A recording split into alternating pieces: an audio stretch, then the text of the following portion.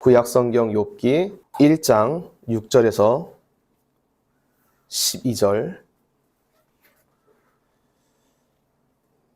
저와 여러분이 한 절씩, 제가 먼저 읽고 여러분이 읽고 이렇게 한 절씩 교독하도록 하겠습니다. 제가 먼저 읽겠습니다. 하루는 하나님의 아들들이 와서 여호와 앞에 섰고 사탄도 그들 가운데 온지라. 여호와께서 사탄에게 이르시되 내가 어디서 왔느냐. 사탄이 여호와께 대답하여 이르되 나는 주와 내게 다가왔나이다. 여호와께서 사탄에게 이르시되 네가 내 종 욥을 주의하여 보았느냐? 그와 같이 온전하고 정직하여 하나님을 경외하며 악에서 떠난 자는 세상에 없느니라. 사탄이 여호와께 대답하여 이르되 너희 어찌 가엾이 하나님을 경외하리까. 주께서 그와 그의 집과 그의 모든 소유물을 울타리로 두르신 때문이 아니니까. 주께서 그의 손으로 하는 바를 복되게 하사 그의 소유물이 땅에 넘치게 하셨음이니이다. 이제 주의 손에서 그의 모든 소유물을 주소서. 그리하시면 틀림없이 주를 향하여 하지 않겠나이다. 같이 읽겠습니다. 여호와께서 사탄에게 이르시되 내가 그의 소유물을 다 내 손에 맡기노라. 다만 그의 몸에는 내 손을 대지 말지니라. 사탄이 곧 여호와 앞에서 물러가니라. 아멘. 할렐루야. 할렐루야. 다시 한번 우리 세겹절기의 주일 예배 나오신 여러분 환영하고 축복합니다. 오늘도 주님께서 우리에게 큰 은혜 주기를 원하십니다. 우리를 향한 주님의 생각은 평안이요 기쁨입니다. 주님이 우리를 버리실 것 같았으면 그분은 우리에게 나타나지 않는 분이세요. 그래서 이 짧은 인생 편안하게 잘 살다가 눈 감고 지옥에서 눈뜨게 하시는 무서우신 분이 주님이십니다. 그때 지옥 가서 이제 깨닫게 되는 거야. 진짜 창조주가 계셨고 그들이 내가 그렇게 조롱하고 욕하던 기독교인들이 말하는 그 예수님이셨구나. 내가 그분한테 버림받아서 여기 온 거구나 하고 지옥 가면 깨닫게 됩니다. 그때 그들이 지옥에서 영원히 외치는 얘기가 엘리 엘리 라마 사박다니를 외치는 거예요. 어찌하여 나를 버리셨나이까. 주님은 그 질문에 영원토록 답을 안 하십니다. 왜냐하면 버리는 데는 이유가 없어요. 우리를 택한 데 이유가 없듯이 버리는 것도 이유가 없는 분이십니다. 우리를 이유 없이 사랑하시고 버릴 자는 이유 없이 버리시는 분이 피조물의 운명을 좌우하시는 전능자의 주권이에요. 그분 앞에 우리는 항상 두려운 것입니다. 감사하기도 하면서. 왜냐? 그분이 우리 피조물로서는 어찌 할 수가 없는 절대적인 신적 주권을 갖고 역사하시는 분이세요. 그분이 우리를 살리기 위해서 예수님을 우리에게 보내주시고 그분을 알 수 있도록 역사해 주셨습니다. 그분을 아는 것이 무한한 복입니다. 욥이 참 힘든 인생을 살았어요, 사실은. 잠깐이지만. 그리고 이제 성경은 얘기하고 있습니다. 너희가 욥의 인내를 보지 않았느냐? 그 결말도 너희가 알지 않느냐? 하나님은 어제나 오늘이나 동일하신 분이십니다. 우리에게 잠깐 고난이 있어요. 그 잠깐이 하나님은 너무 그 시간을 초월하신 분이라 1분 1초도 잠깐이고 그분은 100년, 1000년도 잠깐이에요. 그게 조금 우리랑 달라서 좀 이제 문제가 되고 하지만 여하간 우리의 고난은 잠깐이고 우리가 누릴 영광은 영원합니다. 우리가 그 은혜를 주님으로부터 받은 것이에요. 주님이 얼마나 큰 은혜를 우리에게 베풀어 주셨는지. 우리는 천국에 간다 할지라도 그 은혜를 우리가 다 표현하지 못하고 감사하지 못하는 그냥 작은 티끌 같은 피조물일 뿐입니다. 제가 지금도 젊었다고 보일지 모르겠지만, 이제 지금보다 젊었을 때 공부할 때 제일 제가 어려웠던 학문 중에 하나가, 제가 경제학이 좀 어려웠었어요, 저는 뼛속 깊이 그냥, 공학자이고 공학도였기 때문에, 사회적으로 사람들의 어떤 사람과 사람이 모여서 집단을 이루고 거기 안에서 일어나는 정치적인 어떤 메커니즘이나 경제적 메커니즘을 저는 이해하는 게 너무나 어려웠습니다.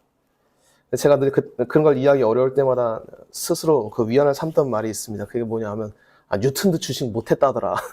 그 세계 천재 만류 인력의 법칙을 우리에게 알려주고 근대 고전 역학을 완성했다는 그 인류 역사상 손꼽히는 그 천재도 주식은 못했다더라. 이해를 못했다고 하더라고요. 물론 그런 천재랑 저를 비교하는 건 아니지만, 근데 저는 참 어려웠어. 그게 왜 이게 뭐 주식이 뭐고 어음이 뭐고 사람들이 왜 팔 때 왜 이렇게 돈을 비싸게 팔지? 나는 그냥 무료로 나눠줄 것 같은데. 그래서 그냥 뭐 생각이 없었어요. 저는 이게 사람들이 왜 그런 활동을 하는지 모르고. 근데 지금도 사실 잘 이해 못하는데 지금 와서 돌아보니까 주님이 돈은 신경 쓰지 말라는 뜻으로 나를 그냥 이렇게 만드신 거 아닌가 이런 생각이 듭니다.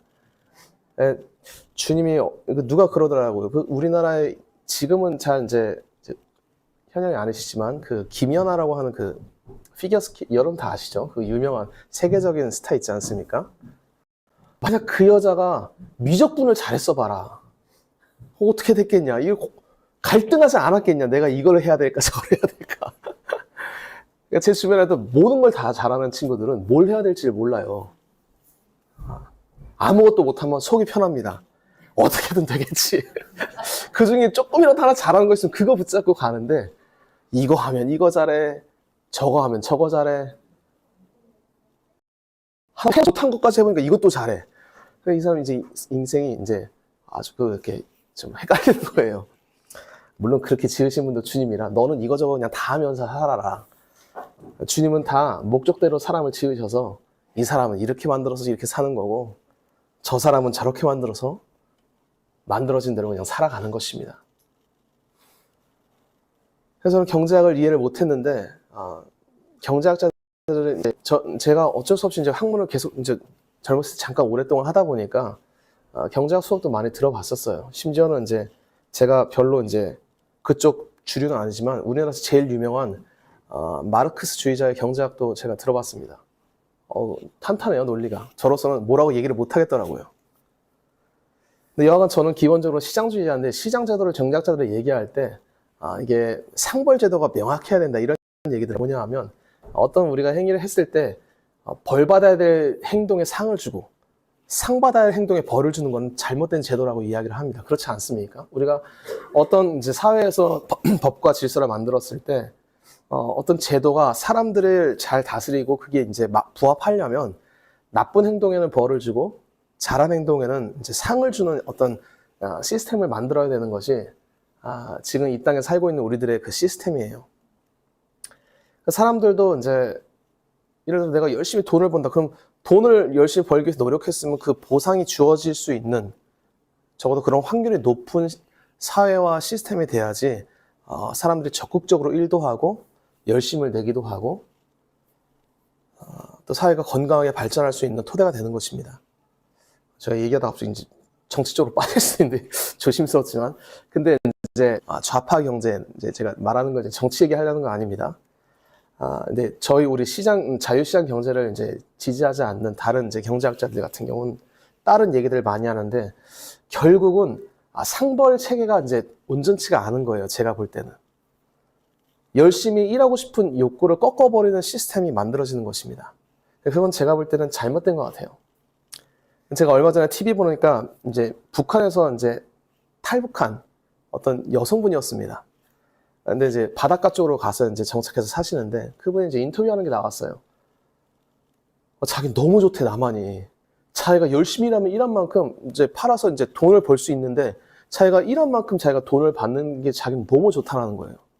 자기가 그쪽에 있을 때는 그걸 못 누려왔대요. 자기가 뭐 열심히 일하든 뭐 적게 일하든 뭐 이게 큰 차이가 없고 이게 뭐 성적 안 맞았는데 넘어와서 자기가 여기서 악착하심과 일하면 일할수록 자기가 노력한 대가, 자기가 노력한 것에 대한 상이 이렇게 들어오니까 그것이 그렇게 감격스럽더라고. 그래서 취재하러 온 사람한테 자기가 산 집도 보여주고 자기가 산 차도 보여주고 그렇게 하는 것을 봤습니다. 제가 참 좋은 사회다 이런 생각이 들어요. 물론 우리 사회가 더 안 좋은 면이 많이 모르는 얘기를 하지만 제가 어떤 그런 현실적인 얘기를 하려는 게 아니라 여하간 사람의 노력에 대한 대가가 주어질 수 있는 어떤 시스템과 어떤 사회 제도가 되어 있다는 건 참 좋은 거예요. 그것은 사실 성경적인 것이고 우리가 지향하는 어떤 구원의 문제는 아니지만 이 땅에서의 어떤 바람직한 모습입니다. 그러니까 사람들은 뭔가 열심히 할 때 항상 자기가 열심히 한 것에 대한 대가를 받아야지 열심히 나타나는 거예요. 내가 뭔가 열심히 했는데 뭐 막 100, 200만큼 했는데 주어지는 게 고작 뭐 2개, 3개뿐이 없다. 그러면 뭐 누가 됐든 그거에 대해서 굉장히 허탈감을 느끼고 허무하고 의욕이 박탈될 수밖에 없는 것입니다. 사람은 왜 열심히 일하느냐? 뭔가 이유가 있기 때문이나 얻어지는 게 있으니까. 그게 없으면 열심히 할 수가 없는 거예요. 오늘 욥기 1장 6절에 이제 하나님 앞에 있는 이제 모습이 나옵니다. 여호와 앞에 하나님의 아들들이 왔다. 사탄도 그 가운데 섰다. 사실은 이게 도대체 뭐냐? 하나님의 아들들이 누구냐 하는데 뭐 그렇게 중요하진 않습니다. 다만 이제 구약 성경에서는 천사들을 하나님의 아들들이라고 표현하는 경우가 있어요. 그러니까 말하자면 이게 하나님의 보좌 앞을 설명하는, 그러니까 하나님께서 지금 뭔가를 행하고 있다라는 것에 대한 표현을 지금 하고 있는 것입니다. 오늘 이제 왔는데 하나님께서 사탄에게 물으십니다. 너 어디 갔다 왔냐? 사탄이 대답해요. 이 땅을 두루 돌아다니면서 여기저기 다녔습니다. 근데 하나님께서 사탄에게 갑자기 다짜고짜 이렇게 얘기하십니다. 너 혹시 내 종 욥을 봤느냐? 욥처럼 그렇게 온전하고 정직하고 하나님을 경외하고 악에서 떠난 사람은 이 세상에 없다. 그때 사탄이 하나님께 뭐라고 대답하냐? 맞습니다.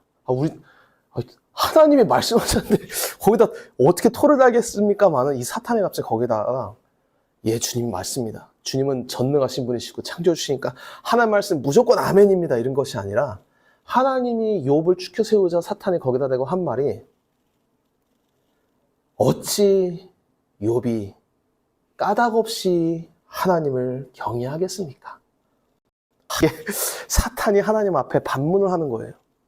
말하자면 아니 욥이 아무 이유 없이 그냥 주님을 경외하겠습니까?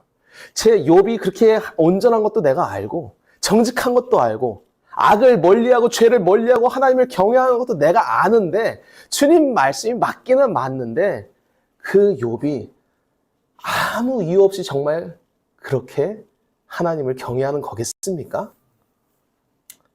주님께서 제가 알려드렸어요. 주님이 욥을 복 주시고 요즘 말로 욥에게 돈 주시고 욥의 가족을 복되게 하시고 욥에게 은혜를 많이 주셨으니까 욥이 주님 경외하는 거죠. 자기가 경외하고 복받고 이게 아다리가 딱딱 상벌이 맞는 거 아닙니까? 만약 주님 경외했는데도 주님이 복은 고사하고 복을 걷어가시고 만약에 저주를 주신다. 그럼 분명히 욥은 하나님을 버릴 겁니다.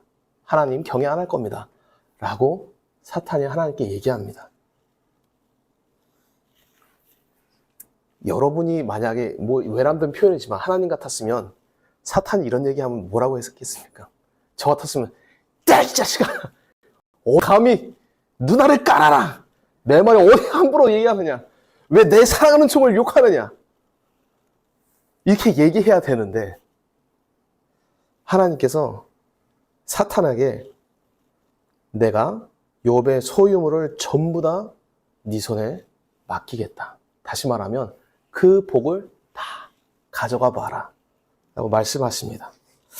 이게 사실 이 욥기 6장 1장 이 부분이 많은 이제 구약 신약자뿐만 아니라 신약 신약자도 굉장히 힘들어하는 본문이에요. 왜냐하면 하나님을 잘 섬기려고 했는데 하나님이 말하자면 사탄의 기도를 듣고 사탄의 요구를 듣고 사탄의 얘기를 듣고 자신의 사랑하는 종을 사탄에게 내어주는 모습을 지금 보여주고 있는 거예요.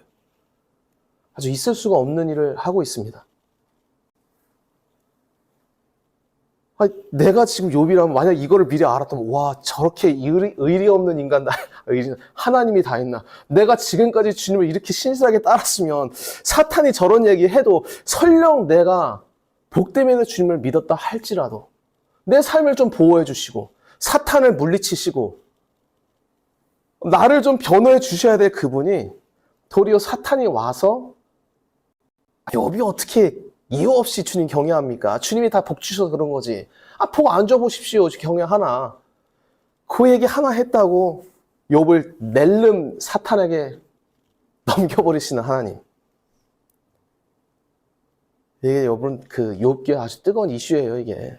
너무 힘든, 우리가 아는 하나님이라고 볼 수 없는, 전혀 우리가 신학적으로 이렇게 정립을 하려고 해도, 우리 찬양할 때 주님은 나를 사랑하십니다. 주님은 우리를 항상 좋은 길로 인도하십니다. 우리를 보호하십니다. 이러지. 우리를 사탄에게 내어주십니다. 아니, 이렇게 찬양하는 교회가 세상에 어디 있겠어요? 성경은 그걸 기록하고 있는 거예요, 욥기에. 내 소유물을, 사탄아, 네가 욥의 소유물을 다 손대봐. 내가 그의 소유물을 다 네 손에 맡기다. 우리가 표현하면 내가 서목사의 모든 것을 사탄아 너에게 맡길 테니까 지금부터 자기 이름 한번 대입해보세요. 이게 마음이 편한지. 내가 그의 모든 소유를 너에게 한번 맡겨보겠다. 몸에만 손대지, 그러니까 죽이지만 말고 몸에 손대지 말고 네가 할 수 있는지 다 해봐. 내가 욥에게 줬던 복을 네가 한번 다 뺏어가 봐라 라고 허락해 주십니다. 우리는 주님을 믿을 때 물론 우리가 여러분 복 때문에 주님 믿으십니까? 아니면 주님 때문에 주님 믿으십니까? 하면 정직한 사람은 복 때문에 주님 믿습니다 이러고 그래도 신앙으로 무장하고 사는 사람 주님 때문에 주님 믿습니다라고 하지만 사실 우리 안에는 이 두 가지가 이렇게 늘 싸우고 있어요. 우리 죄인이라서 이 두 개를 완전히 해소 못합니다. 하여튼 나는 그렇다 할지라도 주님은 좀 나를 보호해 주셨으면 좋겠는데 하나님은 내가 이런 연약함을 아실 텐데 그래 내가 너의 연약함을 내가 안다. 사탄이 나에게 이렇게 얘기했지만 내가 널 보호해 줄게. 나는 너를 사랑하지 사탄을 사랑하지 않는다. 이래야 하실 하나님께서 사탄의 편을 드는 거죠. 어찌 보면 이게 처음엔 주님이 이게 참 화가 나는 게 긁어 부스럼 맞는 것 같은 느낌도 있어요. 왜냐하면 주님이 먼저 물어보세요. 사탄아 어디 갔다 왔냐? 그러니 들어갔다 왔습니다. 넘어가시면 되는데 너 욥을 봤냐?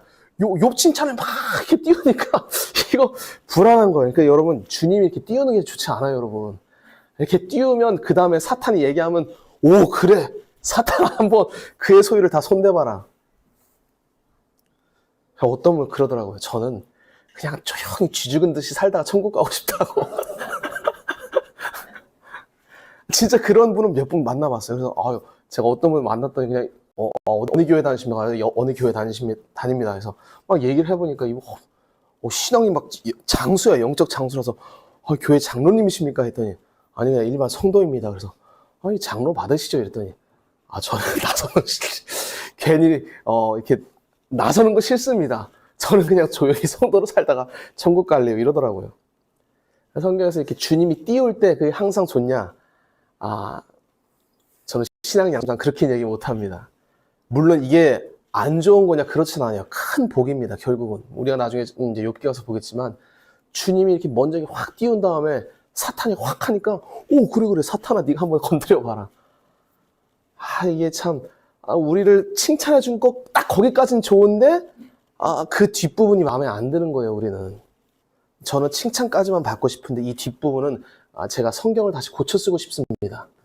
사탄이 얘기할 때 사탄을 혼내시고 어디 감히 네 자식이 나의 종 욥을 함부로 그렇게 해요.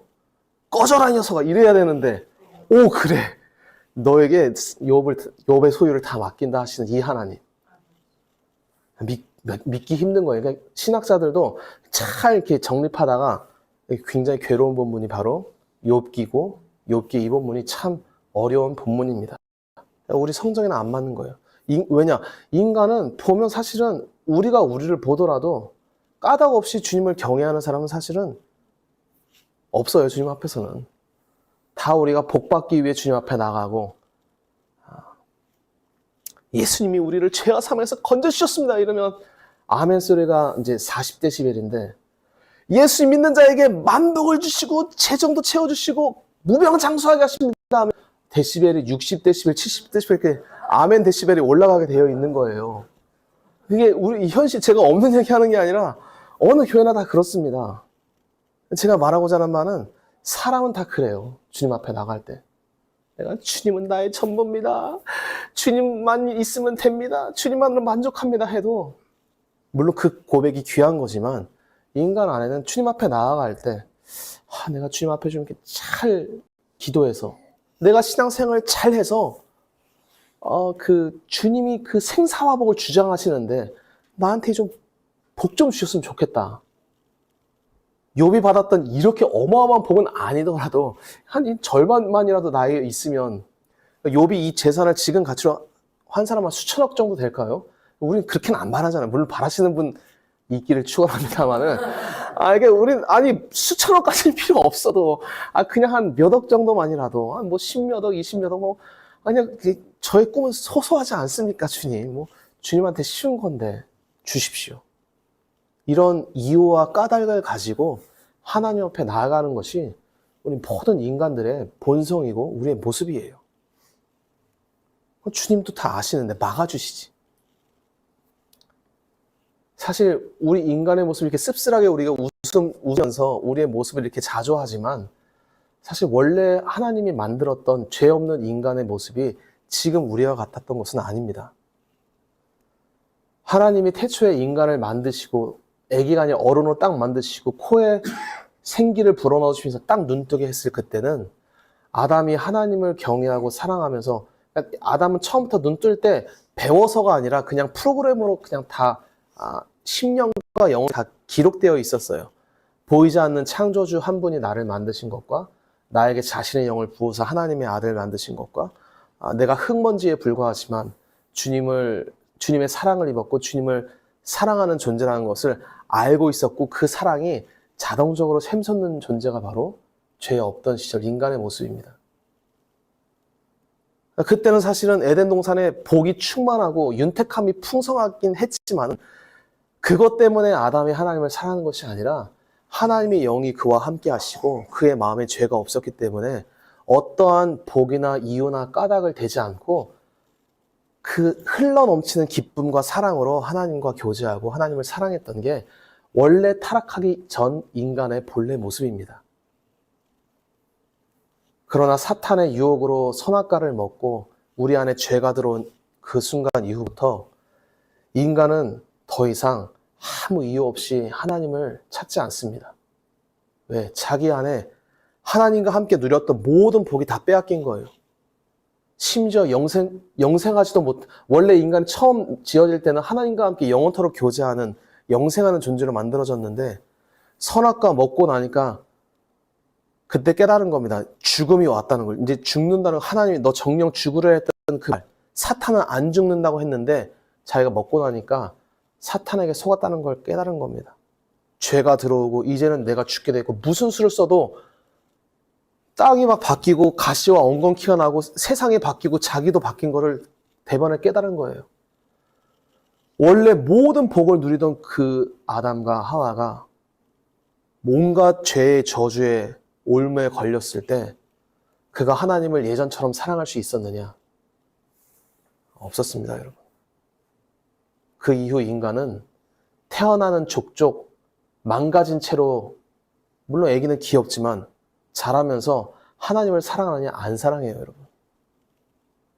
어려울 때 신을 찾고, 복 달라고 주님 나가고, 복 안 주면 하나님 버리고, 딴 신이 복 준다 그러면 딴 신 찾고, 이방 신이 우리를 풍요롭게 한다 그러면 무슨 수를 써서라도 주님한테 아임소리를 한 다음에 가서라도 이방 신을 섬기고자 하는 것이 하나님을 떠난 타락한 인간의 실체이고 본성입니다. 저는 사실은 모태신앙으로 태어나서 제가 우상숭배를 해본 적은 없는데, 깊이 주님을 만나면 우리 안에 우상숭배 본성이 다 있는 거예요. 사람이 왜 우상숭배를 하느냐? 탐욕 때문입니다. 성경에 왜 탐욕에 들어오느냐? 지금 우리에겐 결핍되어 있는 거예요. 복을 빼앗긴 상태에 있는 것입니다. 원래 하나님과 함께 죄 없던 시절에 있으면 부족함이 없는 충만한 복과 은혜를 누리며 살아가는데, 우리는 지금 살다가 괴로움도 당하고 고통도 당하고 힘든 일도 당하고 죄의 징계도 당하고 온갖 어려움이 있으니까 그 결핍을 채우기 위해서 복을 지금 찾기를 원하는데, 하나님한테 갈 때도 복하기 위해서, 하나님이 안 줄 것 같다 그러면 뭐 우상을 만들든 신주단지를 모시든 무슨 짓을 해서라도 복을 얻고 자기의 유익을 구하고자 하는 것이 하나님을 떠난 타락한 인간의 종교 생활이고 타락한 모습입니다. 우리는 하나님께 나아간다. 그럼 주님이 다 받아주시느냐? 그렇지 않아요, 여러분. 늘 얘기하지만 구약 백성들은 아예 애당초 주님의 택한 백성이었어요. 이스라엘로. 그 중에 성경에 말한 다수를 하나님이 안 기뻐하셨다. 예수님 오실 때도 그러잖아요. 유대 사회는 그냥 종교 자체가 그냥 하나였어요. 유대교. 하나님 믿자는 종교였는데 하나님이 예수님이 오셔서 그들 중 다수를 인정사정 없이 다 버려버리십니다. 우리 안에는 소망이 없는 거예요. 인간은 하나님을 사랑한다는 고백 속에도 거짓이 들어있고 하나님만을 원한다는 찬양 속에도 위선이 들어있는 타락한 자들이 바로 우리 인간들입니다. 오늘 본문에 이제 욥기가 이제 하나님께서 이렇게 자랑하고 사탄에게 내어주는 이 본문도 장차 오실 예수님에 대한 내용인데 예수님이 흠없고 온전하신 죄가 없는 하나님을 경외하시는 유일한 분이신데 우리의 죄를 뒤집어 쓰고 우리를 대속하는 사역을 하기 위해서 하나님이 그를 사탄에게 내어준다는 예언의 말씀이 바로 오늘 성경의 말씀입니다. 예수님이 이 땅에 오셨을 때 왜 예수님을 거절하고 대적했던 거의 모든 사람 다 유대교 지도자들이었어요. 말하자면 성경을 아는 자들이었습니다. 근데 왜 거절했냐? 예수님이 지금 당하고 있는 꼬라지를 보니까 전형적으로 하나님을 경외하지 않고 죄가 있는 사람이 당하는 꼴을 다 당하고 있는 거예요. 아버지 어머니가 가나안에서 다윗의 후손이었는데 나사렛 가서 살았어요. 이게 뭐냐 하면 이제 원래 다윗 동네가 베들레헴인데 인생이 찌질하고 되는 일마다 안 되니까 나중에는 제일 험한, 요즘 말로 하면 3D 업종, 목수일을 한 겁니다. 지 고향에 있지 못하고 떠나서 그 위로 올라간 이제 구약 이제 사고방식으로 위로 올라간다. 저주받은 땅으로 가는 거예요. 하나님께 버림받은 죄인들이 몰려가는 땅이 거기입니다. 그러니까 뭔가 성경을 아는 하나님의 그 율법의 말씀을 아는 당시 유대교 신학자들이 볼 때 예수님은 거꾸로 추적해 볼 때 뭔가 죄가 있구나. 뭔가 구린 데가 있구나. 저 자식 하나님 앞에 죄를 지은 거에 있어서 저렇게 험한 꼴을 당하는구나. 이렇게 생각이 돌아가는 거예요. 그래서 예수님을 거절했습니다. 그러나 예수님이 이 땅에 오셔서 하나님이 예수님처럼 순전하고 흠없는 자를 사탄의 손에 내어준 것은 예수님이 죄가 있어서 그런 것이 아니에요. 오늘 본문에 하나님께서 욥을 사탄에게 내어줬다라고 기록되고 실제 욥은 실존 인물이고 이런 일을 당했지만 이것은 욥을 미워해서 욥이 잘못한 게 있어서 그랬다는 것이 아니라 앞으로 올 메시아가 어떤 분인데 어떤 일을 당한다는 것을 말씀하기 위해서 기록된 본문입니다. 여러분, 예수님은 죄가 없는 분이십니다. 얼마나 없냐? 완전히 없는 분이세요. 우리 중에 욥은 사실은 욥도 죄인인데 욥 사실 말하자면 구약 성경에 손꼽히는 의인입니다. 그건 맞아요. 정말 마음을 다해 하나님을 인간 수준으로서는 탁월하게 주님을 경외했던 자입니다. 필요합니다. 중요하죠. 근데 그런 욥을 하더라도 마음에 죄가 없을 수가 있냐? 그럴 수 있겠습니까, 여러분? 하나님 앞에서는 죄 없는 인간이라는 건 존재하지 않아요. 아담과 하와 타락 이후 성경에 그 네노라는 유명한 의인, 노아, 다니엘, 욥 이런 사람들도 예수님이 없으면 다 지옥 가야 될 죄인에 불과합니다. 성경에 왜 하나님이 욥을 칭찬하시고 칭찬한 그 욥을 사탄이 얘기했다가 왜 사탄의 손에 내어주느냐? 이것은 욥에게 관련 있는 내용이 아니에요. 욥은 피조물로서 하나님이 자신을 계시하기 위로 삼은 인간일 뿐입니다. 오늘 욥의 인생 가운데 하나님께서 왜 그 의롭다고 칭찬한 욥을 사탄에게 내어주느냐? 앞으로 예수님이 이 땅에 모실 흠없고 점없고 온전한 예수님이 사탄에게 수도 없이 시험을 당하는 것을 우리에게 알려주시기 위함입니다. 예수님이 태어나서부터 죽을 때까지 한번 이제 광야 이제 40일 금식할 그때는 사탄한테 직접 시험 먹기도 했지만 그 외에도 사탄에 물러간 다음에 주변에 있는 하나님을 모르는, 입으로는 하나님을 믿는다 하지만 하나님을 모르는 종교 지도자를 통해서 예수님을 무수히 많이 시험했습니다. 하루하루 시험했어요.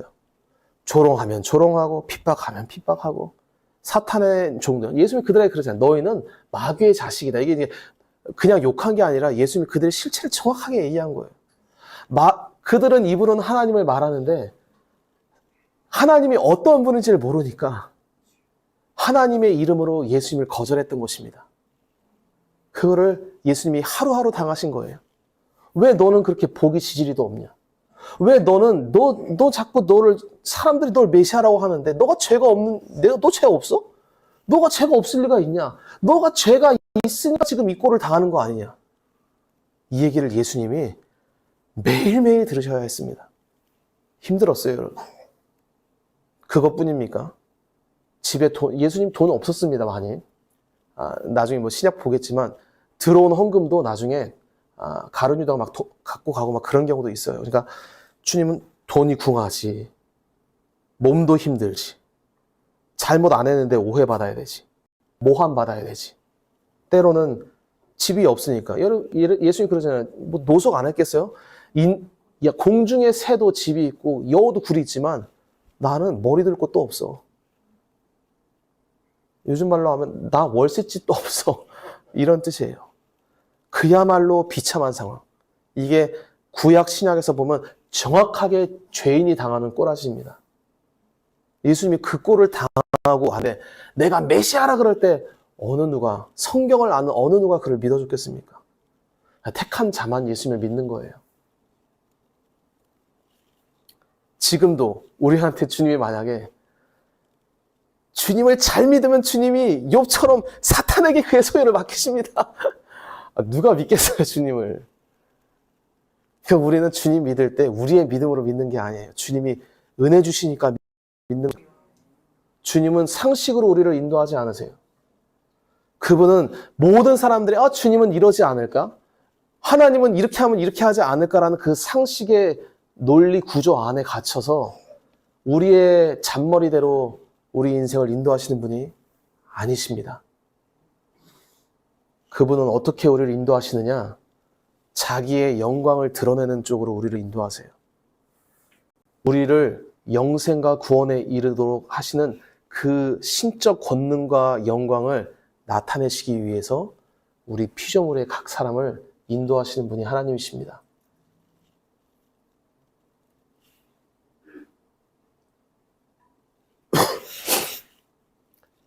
예수님은 죄가 없는데도 죄인처럼 하시고 주님처럼 오늘 욥처럼 이렇게 온전한 자, 정직한 자를 네가 봤냐? 세상에 그와 같은 자가 없다. 이것이 욥한테 얘기하고 있지만은 사탄에게 욥을 얘기하는 것 같지만 실상은 예수님 같은 분은 이 세상에 아무도 없다는 것이에요. 예수님처럼 온전하게 하나님을 경외했던 분. 여러분 예수님이 하나님 사랑하고 경외할 때 우리처럼 어떤 이유할 까닭이 있어서 하나님을 경외했던 분이 아닙니다. 저는 제 인생 돌아볼 때 제가 모태신앙이고 제가 좋은 신앙의 유산을 물려받았음에도 불구하고 어떨 땐 기도하다가 저의 지나온 인생길을 생각할 때 땅이 꺼져라고 한숨이 나와요. 너무 많은 불평과 원망을 쏟아내면서 살아왔습니다, 인생을. 그게 작은 죄냐? 큰 죄예요, 성경에 보면. 구약 때는 한 번 원망했다가 불뱀에 물려 죽기도 했습니다. 하나님 앞에서 한 번 원망하고 한 번 불평, 한 번 하나님을 불신한 게 작은 죄냐? 그 한 번으로도 우린 지옥 가기에 충분한 거예요, 우리 피조물들은. 저는 그것을 밥 먹듯이 하는 인생을 살아왔습니다. 제가 여기 서 있는 것도 은혜고 저는 여기서 하나님이 저를 목사직을 박탈하시고 그냥 평신도로 가도 저는 아무 할 말이 없습니다. 오직 주님 때문에 저는 그냥 그 은혜로 구원받는 인생이에요. 예수님은 저랑 다르십니다. 우리와 다르십니다.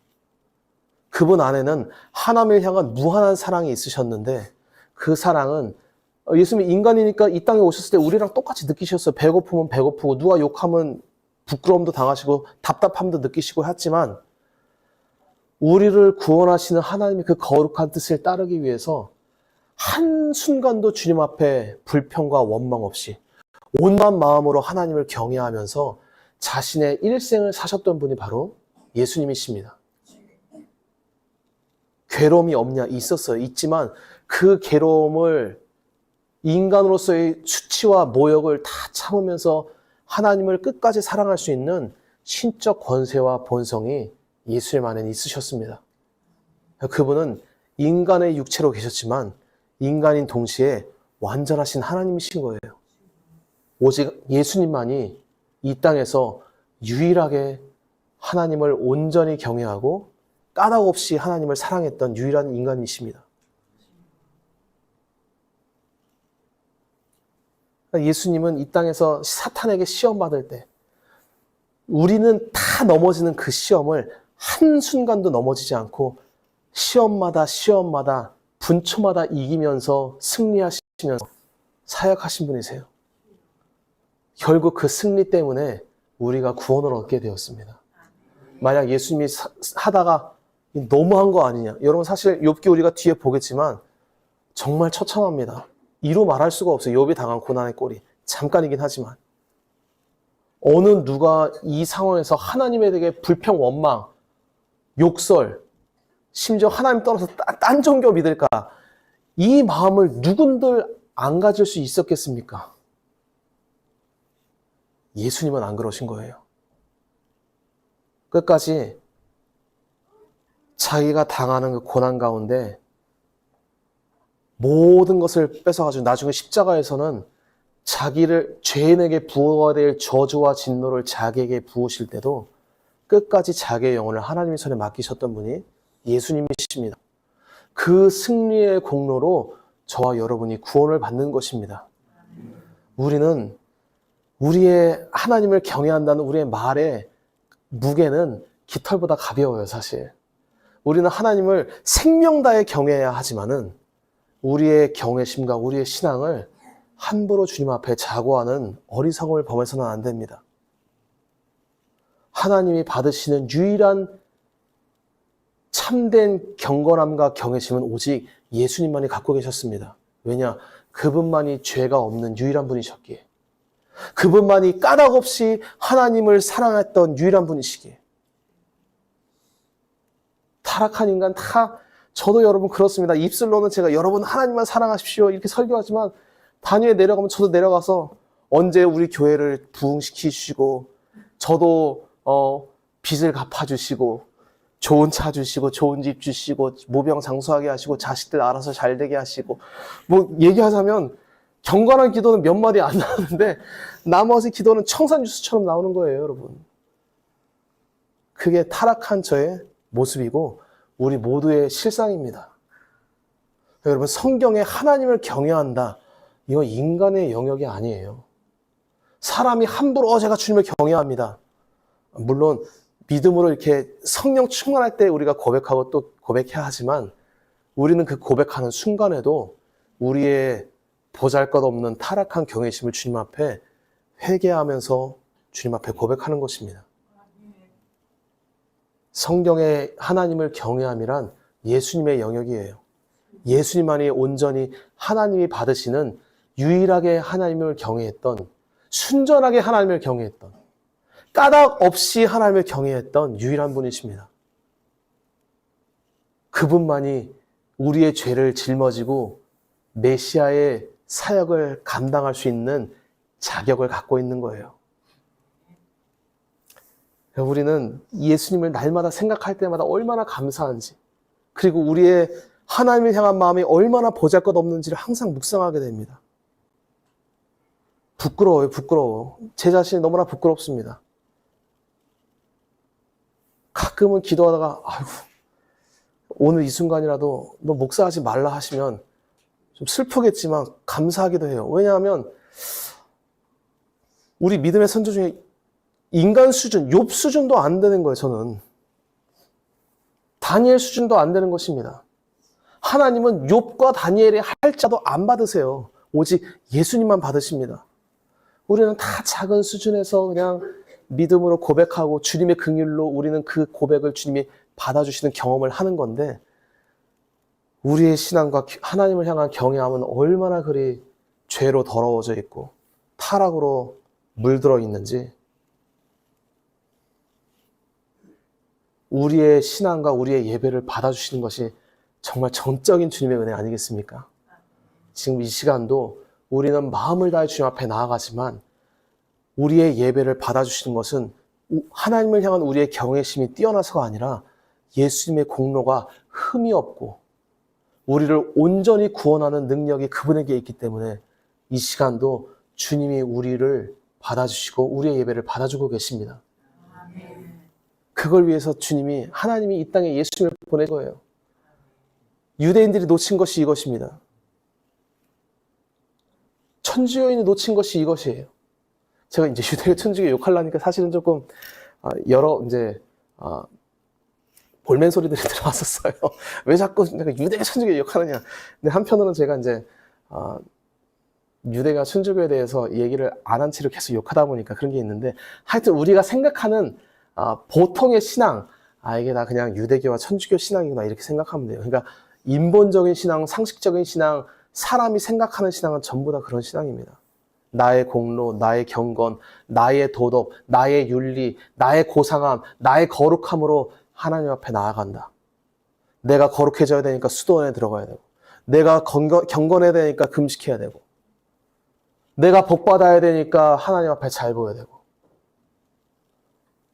제가 사실 유대가 천주교를 욕하면서도 마음에 뜨끔뜨끔한 게, 지금 전반적인 개신교 분위기도 사실 크게 다르지가 않습니다. 이게 사실은 웃고 넘길 일은 아니에요. 천국과 지옥이 갈리는 문제입니다. 예수님을 이상하게 믿어놓고 구원받을 수 있느냐? 못 받습니다, 정확하게. 예수님이 정확히 얘기하시나요? 많은 사람들이 그날에 나한테 와서, 주님, 우리가 주님의 가르침을 듣지 않았습니까? 주님이 우리를 가르치지 않았습니까? 우리가 주님 앞에서 먹고 마시지 않았습니까? 주님은 난 너희를 모른다라고 하시는 거예요. 그러니까 주님을 아냐 모르냐, 주님이 우리를 아냐 모르냐는 여러분 옵션이 아니라 상급 문제가 아니라 구원의 영원한 문제가 관련 문제입니다. 우리는 주님을, 이분이 어떠한 분이신지, 이분이 도대체 무슨 일을 하셨는지, 내가 어떠한 죄인인지는 정확하게 알아야 되는 거예요. 주님은 흠없고 온전한 유일한 분. 우리는 이 땅에서 한없이 더럽고 죄악분이 없는 타락한 죄인. 이것이 예수님에 대한 정확한 고백이고 우리에 대한 정확한 회개의 고백입니다. 이렇게 고백하는 자가 구원의 길로 걸어가는 거예요. 여러분, 인간은 다 주님 앞에 나올 때 하다못해 돈이나 뭐 이런 거 아니더라도 어떤 종교적인 이유와 까닭을 가지고 주님 앞에 나옵니다. 예를 들어 물론 저는 안 해봤습니다. 앞으로도 안 합니다. 우리 교회는 안 합니다. 어떤 분들이 40일 금식을 하시는 분이 있어요. 3끼 안 되면 한 끼라도 하면서 금식하는데 왜 하십니까? 물어보면 다 능력 받으려고. 다 뭔가를 얻기 위한 어떤 까닭과 이유를 가지고 주님 앞에 나아가요. 능력 얻는 거 잘못된 겁니까? 아니, 내가 얻어서 주님을 위해서 쓰겠다는데. 지옥갈죄입니다, 여러분. 정확하게 얘기하면.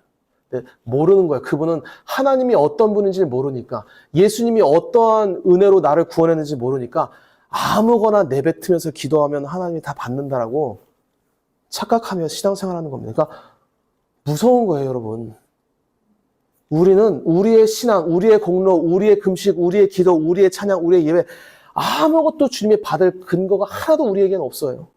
오직 하나님을 온전히 경외하시고 우리를 구원하시는 완벽한 사역을 하신 예수님의 공로 때문에 우리는 거저 은혜 받는 것이고, 우리는 거저 구원받는 것이고, 우리는 그분의 이름으로 한없는 은혜를 값없이 누리게 되는 것입니다. 이 고백이 우리 안에 끊임없이 나와야 될 우리의 영원한 찬양입니다. 여러분, 사람들은 자기가 한 일에 대해서, 현대인들, 경제학자 됐든 누가 됐든 우리가 한 일에 대해서 상을 받고 우리가 못하면 벌을 받는데, 우리는 한 일이 아무것도 없어서 벌 받아야 되는데 그 가운데 예수님이 오셔서 모든 상을 누리게 되는 것이 바로 성도의 축복입니다. 아멘. 저와 여러분, 앞으로 우리는 적어도 세겹절교에서 신앙생활하는 동안은 우리는 우리의 신앙, 우리의 경건, 우리의 경외심을 자랑하는 그런 어리석은 자가 되어서는 결코 안 됩니다. 오직 하나님을 이 땅에서 온전하게 경외했던 분, 예수님만을 우리가 높이고 찬양해야 합니다. 그렇게 할 때 주님이 자신의 공로를 높이는 자에게 뭘 부어주시느냐? 하나님의 거룩한 성령을 부어주세요. 성령이 우리 안에 임재하시고 그분이 우리를 충만하게 사로잡으실 때 그때 주님 앞에 눈물을 흘리며 고백할 수 있습니다. 주님의 사랑이 내 생명보다 소중합니다. 주님의 인자하심이 내 목숨보다 낫습니다. 그 순간에도 주님은 뭐라 그러시느냐? 그런 고백도 내가 은혜 줘서 할 수 있는 것이다. 내 사랑하는 아들아. 여러분, 피조물이란 게 얼마나 주님 앞에서 보잘것없는지요. 우리 타락한 죄인들은 예수님 앞에 아무 공로로 자랑할 것이 없어요. 제가 오늘 광고 시간에 이따 얘기해야겠지만 이제 구정 지나고 우리 교회에서 2시부터 성경 공부를 할 건데 그때 한번 이제 성경 공부가 아니라 말하자면 신학 공부 같이 될 겁니다. 이제 좀 세계관 교육이라 할까? 관점에 대한 교육을 할 건데 하나님이 만약에 떠나 계신다. 주님의 영이 없다. 그러면 인간이 주님의 영이 없어도 우리 눈으로 볼 때 선한 일, 착한 일 다 할 수 있지 않습니까? 뭐 공자가 됐든 맹자가 됐든. 하나님이 보실 때는 그 모든 행위가 다 끔찍한 죄악입니다. 하나님의 선과 악의 기준은 오직 하나님이 행하시면 선이고 하나님이 안 행하시면 하나님의 영이 빠지면 인간의 행위는 전부 죄가 되는 거예요. 그걸 성경적 표현으로 뭐라 그러냐? 믿음으로 행하지 않은 모든 것이 죄라라고 말합니다. 이게 믿습니다! 아멘! 하면서 나가는 걸 얘기하는 게 아니라 예수님의 영으로 하지 않은, 예수님께서 임재하셔서 자신의 영광을 위해서 우리를 이끌어 가시면서 행하지 않은 모든 것은 우리 인생에 다 죄가 되는 거예요. 우리는 사실 죄로 가득한 인생 가운데 가끔씩 이렇게 툭툭 일상적으로 주의 영에 사로잡혀서 주님의 일을 하는 것 뿐이지 우리 인생은 죄로 도배되어 있는 인생이 바로 우리 인생입니다. 그럼에도 불구하고 예수님이 우리를 사랑해서 지금까지 우리를 붙들고 계신 거예요. 또 우리를 사랑하셔서 우리 세겹절교회에서 예수님을 만나고 알 수 있도록 은혜를 주신 것입니다. 우리 교회가 작은 교회, 겉으로는 작은 교회지만 주님이 귀하게 여기는 교회입니다. 물론 그분은 그렇게 하시다가도 징계하실 때 무섭게 징계하시기 때문에 늘 전 두렵지만 저희 기도 제목은 그렇습니다. 주님, 이 교회의 이름을 세겹절교회라고 주님께서 정해주지 않으셨습니까? 우리의 신앙심은 다 끊어집니다. 우리는 작은 고난만 닥쳐 우리의 믿음은 마치 불에 탄 동아줄처럼 여지없이 끊어집니다. 너무 힘이 듭니다. 불평이 나오고 원망이 나오고 복 때문에 주님 찾고 까닭이 있어야 주님을 찾고 까닭 없이 주님을 찾는 자가 우리 가운데 아무도 없습니다. 우리는 다 멸망해야 될 죄인입니다. 살려주십시오, 주님. 주님의 끊어지지 않는 세겹줄 사랑으로 우리를 붙들어 주십시오.